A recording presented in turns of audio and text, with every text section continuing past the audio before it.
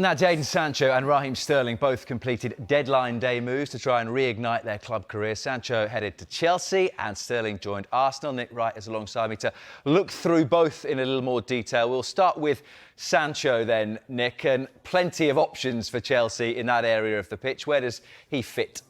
Well, that is a big question, isn't it? And as you say, they do have fantastic options already in those kind of attacking areas. So it is going to be a real challenge for Sancho to establish himself as well as get back to his best form. So we can see some of those options they have hopefully here. Here we go. Yeah. So we've got an array of options already that Sancho will be competing with. So for a start, Cole Palmer is surely a guaranteed starter for Chelsea at this point, following a brilliant breakthrough season. He's started this season really impressively. You've got João Felix has come in, Pedro Neto. These are guys, you know, 40, 50 million pound signings who've come in to add to the side.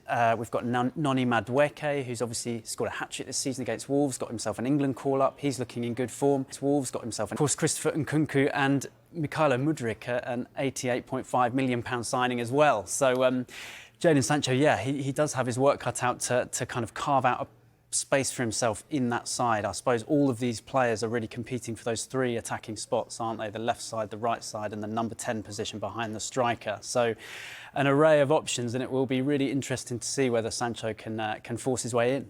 Yeah, and when it comes to him forcing his way in, you would perhaps say he will need to increase his output if he wants to do that.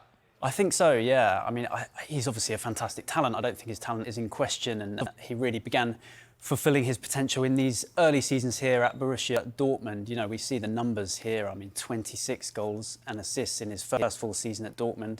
2019-20, he then got 33 goals and assists that season.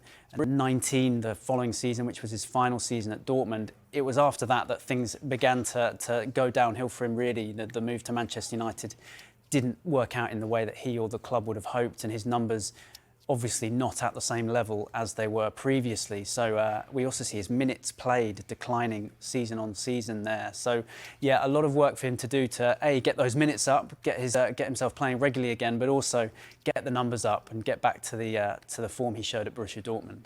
Would it be a similar story for Raheem Sterling in terms of the way that the numbers have gone in the wrong direction in recent years? Yes, I think you can say that. Obviously, Sterling is sort of indirectly involved in Sancho's move to Chelsea, isn't he, by going to Arsenal and freeing up that space in the squad for Sancho at Chelsea. So, yeah, I mean, again, some fantastic numbers earlier in his career at Man City. These we know the heights he enjoyed there, obviously winning titles, making huge contributions in terms of his goal involvements. 27 goal involvements in that 2018-19 season, 21 the following season, 17 after that, 18 in his final season at Manchester City. At Chelsea, obviously, we see these bottom two seasons here. It has been more difficult for him. I suppose the difference with Sancho is that we know Sterling, you know, can do it in the Premier League. He's very much proved his quality in the Premier League, whereas Sancho's best work so far in his career came in Germany. So the challenge for Arsenal and for Sterling is to get these numbers back to the levels they were at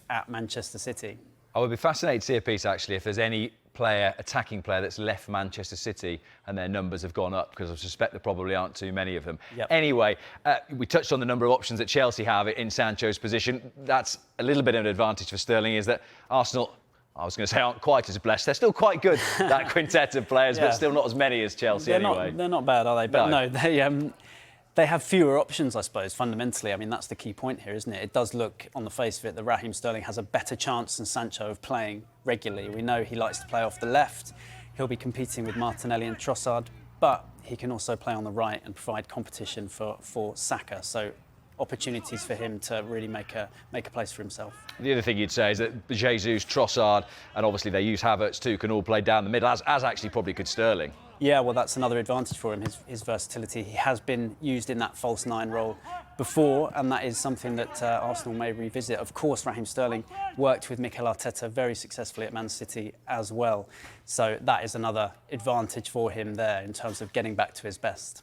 Nick, thank you very much.